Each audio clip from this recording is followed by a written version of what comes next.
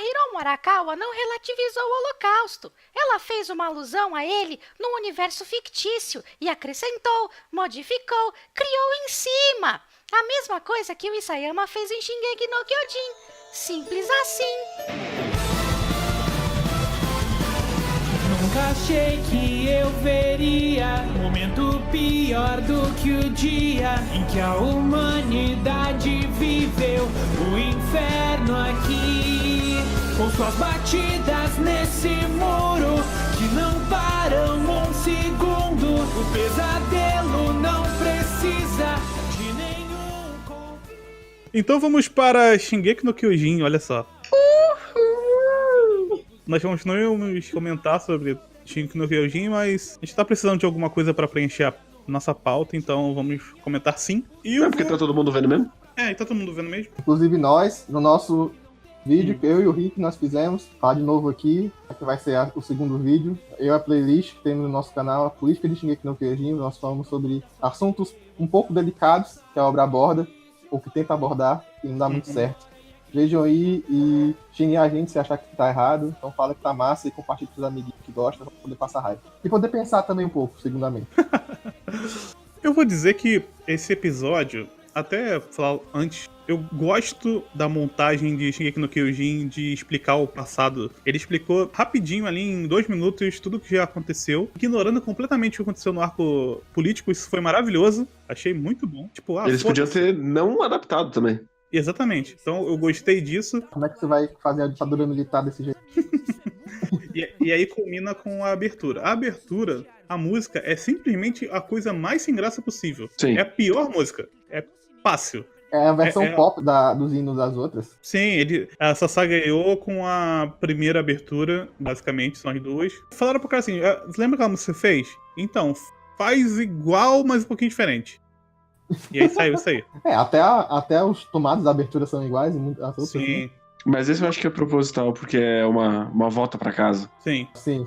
Faz todo sentido. A abertura pra mim faz sentido. Faz toda a filmação em câmera lenta, né? Uhum. Pra poder Sim. mostrar pedaços que aconteceu e tudo mais. Gosto também que ele começa com a bomba atômica caindo.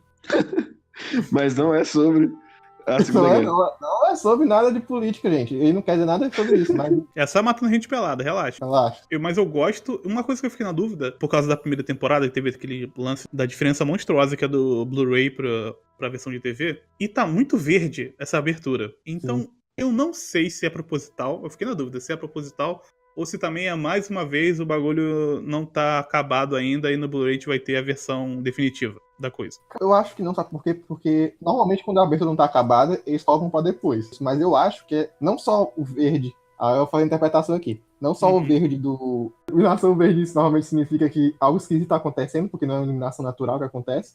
E também erra ao verde das capas, né? Da tropa, do exército de exploração, principalmente, que usa as capas verdes. Então, talvez seja isso. Essas duas possibilidades. Ou elas duas. Tá com saudade desse uniforme que dá uma roupa de BDSM.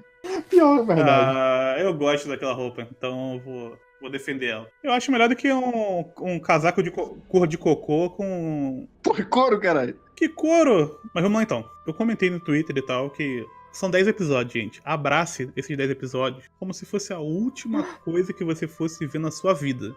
Porque depois acabou. Não tem mais nada nessa merda. Abraça, mas abraça com gosto. E esse primeiro episódio, ele teve tudo que Shingeki no Kyojin faz de bom. Sim. Ele teve... Só não teve luta de titã. Tirando isso, ele teve tudo que... Teve música épica. Teve um momento que eu achei muito bom, que... Vários momentos, na verdade, que ele usa só som diegético. Não usa som não diegético. Vários momentos eles correndo na muralha. É só o som dos passos deles mesmo. Então, é muito boa essa forma que foi usada. Cara, eu não sei. Se não foi o Araki que dirigiu esse episódio, ele falou, olha só, vamos fazer desse jeito aqui, tá? Você dirige aí, mas eu quero que seja feito desse jeito aqui. Eu fiz storyboard aqui, ó, você assina. Tô. Porque remeteu muito à primeira temporada, toda a construção de direção do episódio, e teve um final, tipo assim, caralho, vamos pro próximo episódio, vai ser foda de novo. Então, o episódio em si, ele conseguiu, de certa forma, trazer todo aquele sentimento do início, isso é muito legal, e, ao mesmo tempo, ele dá aquela sensação de fim também, de agora vai resolver aquilo que ficou em aberto no início do mangá e do anime. Então, geralzão assim, eu achei muito bom. Começa o episódio com eles chegando já na muralha. E aí, nós começamos com os problemas, Gil. Por quê? Porque começa com o Eren se questionando que ele pensa, talvez eu não seja uma pessoa especial. Essa parte, ela é interessante, porque pela primeira vez o Eren não tá naquela posição de eu sou o cara mais forte, eu tenho o Titã aqui, eu sou foda, eu resolvo tudo. Tirando a parte que ele queria morrer, que é uma das piores partes de Shingeki no Kyojin, diga-se de passagem. Ah, mas aí a terceira temporada, a partir de um que a gente não conta, né? Sim, Mas, aliás, eu fiquei em dúvida uma coisa. Ele já tinha. Admito que agora você me pegou, não lembro direito dessa parte. Ele tava se questionando sobre ele ser especial. Sim. Sim, É porque na última temporada, os últimos episódios foi exatamente aquele episódio do instrutor que ele contava a história do. No final era exatamente que não é especial. A questão é exatamente que não tá tudo bem. Por isso eu tô estranhando assim, porque eu não lembro essa parte do começo, mas já era pra ele ter aceitado isso. Não é nem pra ele estar se questionando. Mas então, ele entrou numa situação ali de... Eu acho eu até meio que aceito, porque ele meio que entra numa situação ali que é aquela coisa que a gente comentou, né? É o levado ao extremo. Ali ele tá na posição de que ele sabe que se eles não conseguirem resolver essa situação agora, não vão resolver depois. Porque a tropa de exploração tá indo toda lá, tem 100 pessoas, e essas 100 pessoas têm que resolver. Porque se não resolver, fudeu. Não tem mais ninguém pra resolver, só tem eles. Então ele, porra, será que eu consigo mesmo fazer tudo que estão esperando de mim? E aí ele entra na dúvida, porra, não sei se eu sou tão especial assim, estão dizendo aí, mas, porra, não sei, já deu um monte de merda, eu quis morrer, já quis me matar, tive um problema aí na adolescência, já cortei um expulso aí, mas ele ter essa parte é interessante. O problema é que isso não dura nem esse episódio. Ele sai do talvez eu não seja especial pra todos são especiais. Eu odeio o Shingeki no Kyojin, cara. Vai se fuder essa porra. Eu ando tentando só fazer a leitura da primeira camada pra não me ofender. Então eu só fico, tá bom, todos são especiais. Porque vocês são muito amigos, né? É isso, né? Tá bom. Eu não gosto, na verdade, porque existe nessa parte, não vou dar spoiler agora, tudo bem, vou me segurar aqui, porque quem tá vendo aqui pode não estar a par do mangá.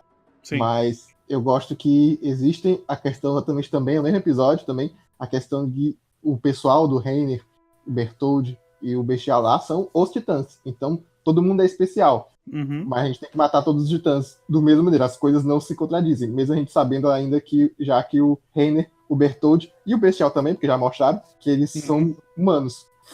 Fica esse negócio assim, essa contradição interessante. Esse episódio, depois dessa parte, deles, quando eles chegam lá na muralha, eu gosto do tom épico, só que, como a gente fala lá no vídeo, eu gosto porque eu entendo o que ele tá querendo passar nessa primeira camada de que olha só o que eles estão fazendo, olha, é super importante. Só que ao mesmo tempo, é uma glamorização, velho. Os caras estão indo pra morrer, velho. Os caras não estão indo lá pra brincar. E o anime, pra mim, ele é pior do que o mangá nesse sentido. No sentido de obra, o anime é infinitamente melhor do que o mangá. Nossa, é impressionante o quanto ele é melhor do que o mangá. Mas, ao mesmo tempo, ele também levanta esses problemas que no Kyojin tem no seu subtexto para um nível estratosférico. Quando a galera começa a voar e começa a tocar uma música épica de tipo, porra, vocês estão aqui na guerra, vocês vão resolver tudo. Velho, me dá um sentimento tão... eu tenho um sentimento muito ruim, cara. Assim, vamos lembrar que todo Battle Shonen, no geral, toda obra que as coisas resolvem por violência acaba fazendo isso. O problema é só que realmente Shingeki no Kyojin possui outras camadas além disso. Sim. E traz aqui uma problemática. E a própria direção do Araki, o primeiro, a direção do Araki em si, na verdade, acaba sendo seguido, pelo menos em partes, no Shingeki também, é sempre exagerar as coisas. O Araki é o diretor do exagero. Sim, ele é o Galvão Bueno da animação japonesa. Tudo tem que ser muito emocionante. Se Fórmula 1 ele ia deixar super emocionante, como se fosse uma história contando. O problema é que ele consegue. Exatamente, não, tu chora. Então, vou ter que fazer vou ter que me justificar porque eu falei da música, porque eu entendo que o Shingeki no Kyojin tem uma mensagem bem pró-militarista na sua obra. E tentar vencer o seu adversário, o problema é que o Irving, ele vai levantar já nesse episódio que é a batalha que não tem como você resolver ela sem ser que um lado seja totalmente destruído. O Levi também antes fala que, mesmo eles tendo fechado o portão de fora, ele fala, não relaxe, porque enquanto eles viverem, ainda vão destruir o portão de novo. A gente tem que matar até o último dos nossos inimigos. Sim, mas é que do Irving é mais icônico, porque fecha o episódio com o Irving fazendo uma pergunta. É até bem ruim isso, pra mim, fecha muito Ele mal o virou episódio. narrador do anime naquela Ele parte. vira um narrador nesse momento, ele faz a pergunta.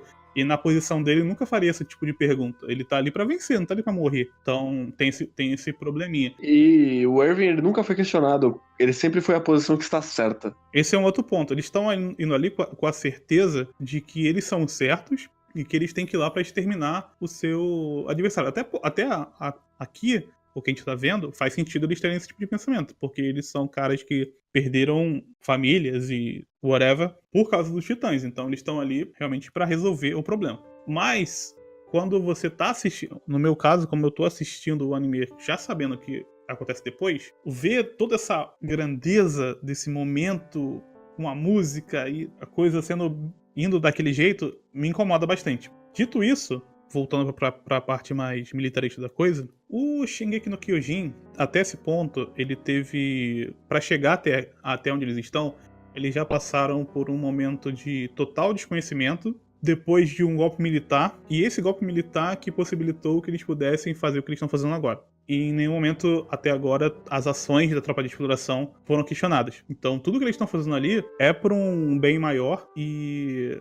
Ok, é por um bem maior, vocês têm que fazer. Por mais que eles tenham feito atrocidades, tenham, como é que se diz, torturado pessoas para poder chegar onde com as informações que eles queriam ter, enfim. Então, tudo isso está sendo ignorado e agora nós vamos ter um momento muito épico desses caras salvando a humanidade. Basicamente é isso, esse arco, né, que ele tá querendo dizer nesse primeiro episódio. Sim. Eles, inclusive, botaram uma membro da própria tropa como a rainha. Exatamente. Desculpa, é que eu sei que é a relação mais óbvia e idiota do mundo, mas considerando que a gente também falou no vídeo, eles colocaram a história no seu lugar de direito. Sim. Eles colocaram a história no devido lugar.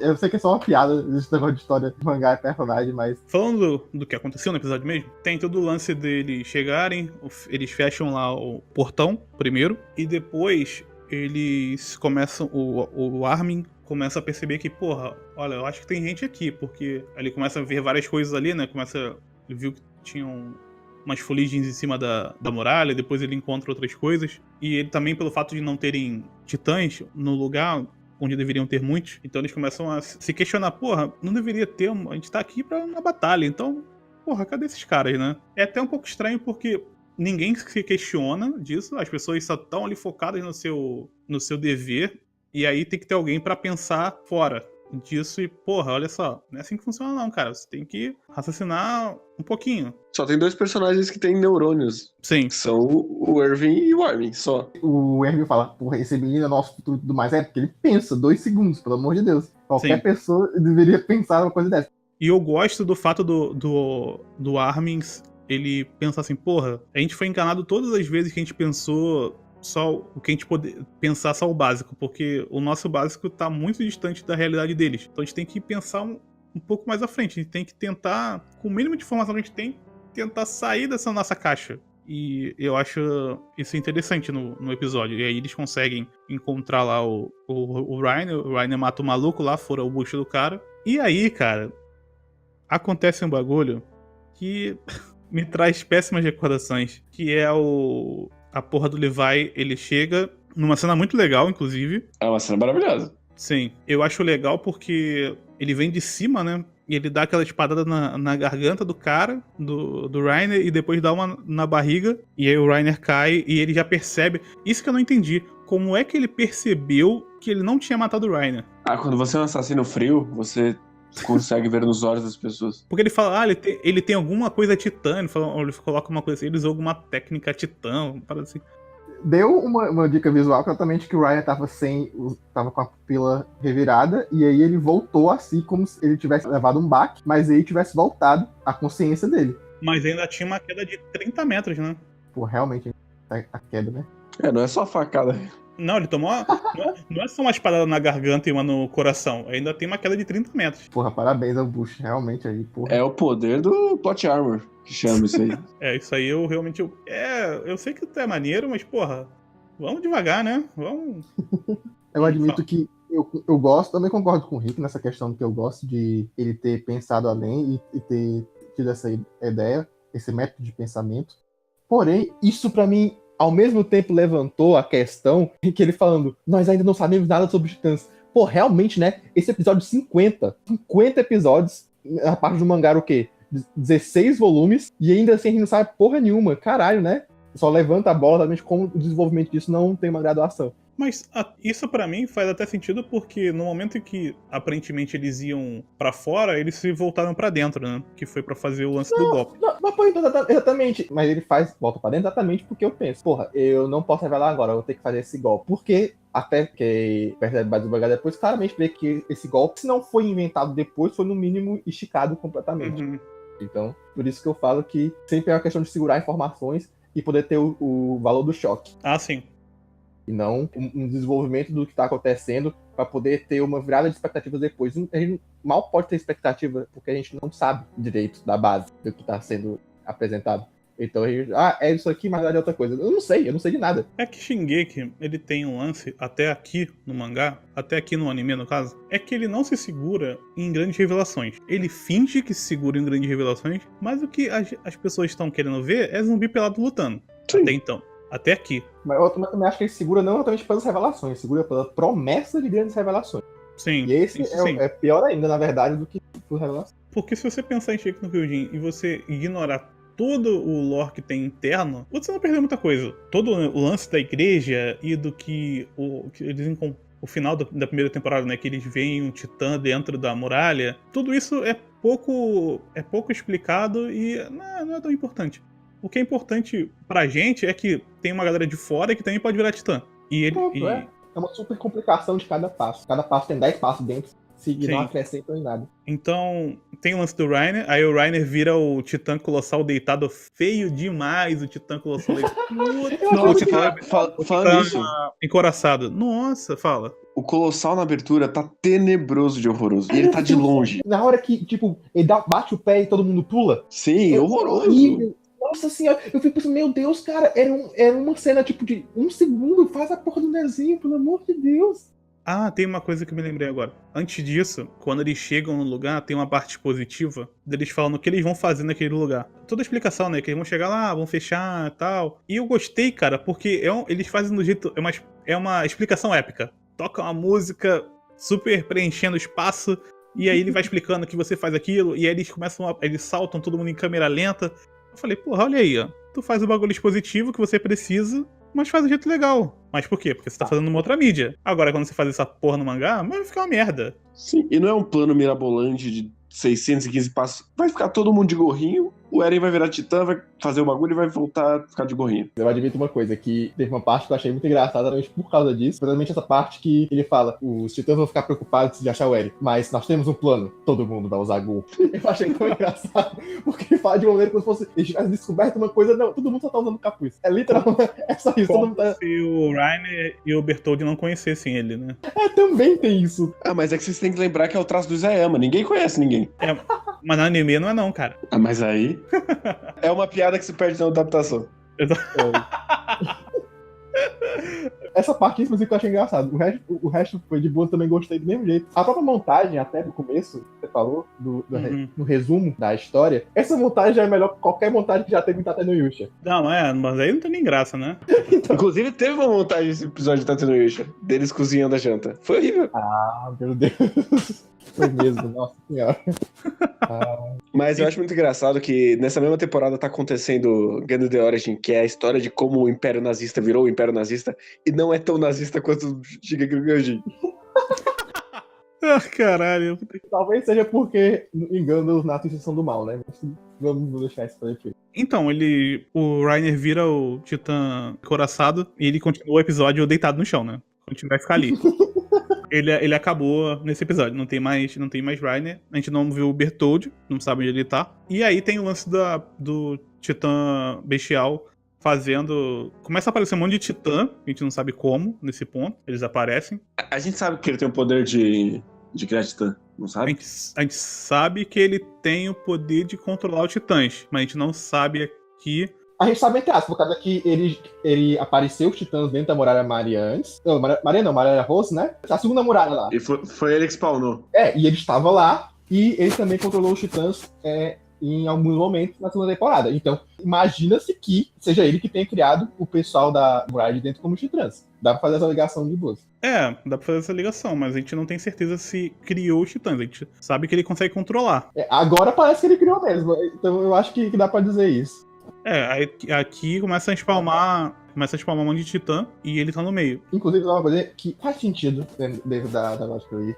Tudo bem. Mas eu sinto um pouco que o Bestial é meio que o cara de fora, porque o Encoraçado e o Colossal são não só os amigos que a gente tem desde o começo do mangá, que são os traidores, que tem uma relação pessoal com todo mundo. São os amigos que fizemos no meio do caminho?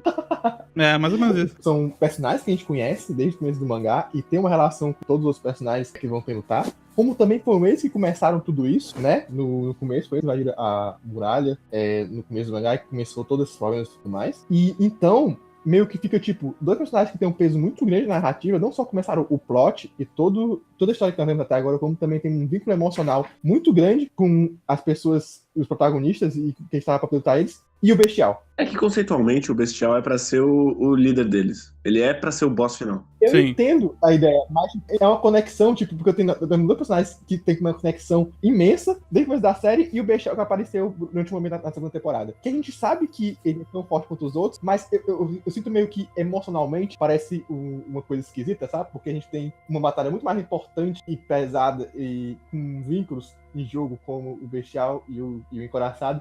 E tem um Bestial lá que também é um perigo físico, digamos assim. É que essa é pra ser a luta final. É porque eu sinto uma distância muito grande, sabe? Porque um é literalmente só o obstáculo físico muito perigoso e o outro são um obstáculo emocional muito intenso. Sei lá, eu sinto saudade quando era só um obstáculo físico muito poderoso. Então... E se todo mundo fosse um obstáculo físico mais ou menos estivesse meando, eu até entenderia. Então, eu gosto disso. É uma coisa que a gente vê bastante em filme e em shonen, então, puta que pariu. Tem o grande vilão que você sabe que ele é muito forte. Sim, e aí tem o rival do protagonista. Sim. Mas eu não acho que eles estão no mesmo grupo. Eu acho que nesse caso, no mesmo grupo não, eu falo no sentido de que eles não estão mais ou menos na mesma posição. Eu sinto que por mais que seja o líder, por exemplo, existe uma hierarquia no grupo deles, a questão do embate do grupo de exploração com eles estão no mesmo nível. Pra eles é a mesma coisa, entende? O combate em si são entre três titãs poderosos. Eles não estão vendo o nível para primeiro tem que derrotar os chefinhos para depois derrotar o chefão. São caras que estão lá batalhando. Mas então, esse pra mim é o grande lance dessa luta, porque eles estão lá, mas eles não sabem o que eles exatamente estão esperando, porque eles até comentam que eles não sabem nem quantas pessoas tem lá. Além desses três titãs, eles meio que estão, talvez, esperando até que existam mais titãs inteligentes ali. Então, eles spalmam lá todos os titãs, e o titã bestial pega uma pedra gigante de... Eu fiquei na dúvida se era uma pedra de sigilo ou se não era.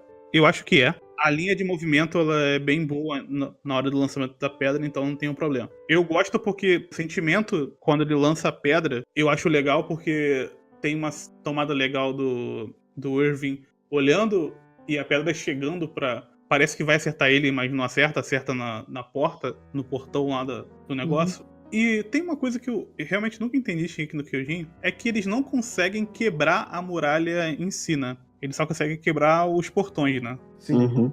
E aí, todo aquele escombro que fica exatamente na frente da porta é só daquela pedra, né? Ah, é conveniência só. É conveniência. Eu fiquei na dúvida.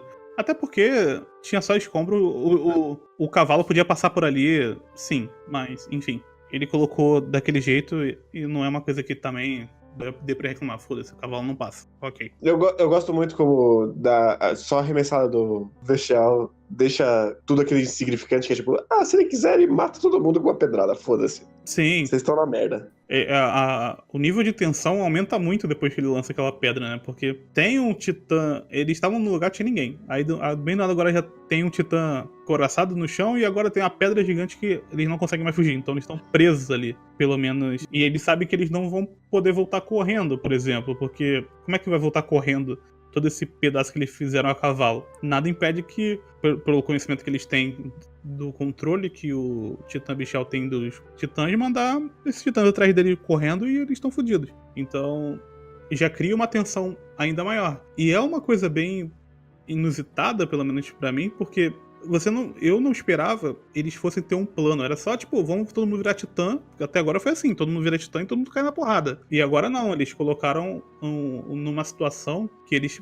Foi pensado, ó, a gente vai fazer isso aqui pra poder não deixar eles fugirem desse lugar. E agora eles estão literalmente presos e vão cair na porrada agora. E agora, fudeu, agora só vão ser episódios de luta até o fim, imagino eu. É uma coisa até que eu achei engraçada, porque eu não sei se essa luta é grande o suficiente pra 10 episódios. Ah, pode confiar que vão ser 2 só no porão. Terminar até um 8,5, e aí vou fazer uma metade do episódio pra poder dar o capítulo anterior do porão. E aí, então, o último capítulo vai ser fãs do porão, todo o flashback do porão e o after, né? O depois dizendo a revolução pro próximo. Então foi um bom episódio, realmente foi um bom episódio, me lembrou do porquê eu gostava tanto de Shingeki no Kyojin no início dele. Dá assim, porra, sentimento nostálgico assistir essa parada. Tipo, porra, era legal, né, no início, né? O que virou essa merda? Cara, eu relendo também pra ver o negócio, eu ficava triste, porque eu vi tem até capítulos, cara. Tem um capítulo todo. Eu lembrava, por exemplo, do Tem treinamento. até capítulos. Não é aquele monte de merda que ele solta todo mês. Tem uma parte, eu jurava do treinamento, só lembrava da parte do treinamento, da parte que o Eren tem um problema com o equipamento. Não lembrava do resto. E tem mais 2 capítulos de treinamento que eu acho genuinamente bons, que realmente demonstra personagens, demonstra eles interagindo com pessoas normais, conversando, com relações. Eu fiquei, caramba, velho, tinha isso? Parecia realmente um bando de pessoas conversando tudo mais, coisa que não era plot, coisas que relacionavam a elas, que demonstravam a personalidade delas. Fiquei, meu Deus, cara, como é que tu perdeu tudo isso? Por que você fez isso, cara? Por quê? Tudo pra fazer um arco que não precisava existir. Literalmente não precisava existir. Mas... mais alguma coisa desse episódio? Não, é isso, né? Então, um bom episódio, gostei. E, galera, é sério. Abracem todos esses episódios, guarda no DVD, baixa tudo, guarda no DVD. Compra o Blu-ray. Compra o Blu-ray se você puder, tiver condições. É bom que financia a Vilã de Saga, ó. Olha aí. Guarde no coração esses momentos, porque eles são os últimos. Desse pesadelo que não tem um fim. Minha vida ou minha alma. Com devoção. Lute com toda a sua devoção. Seu sacrifício vai valer agora e aqui nesse momento. Com devoção. Lute com toda a sua devoção.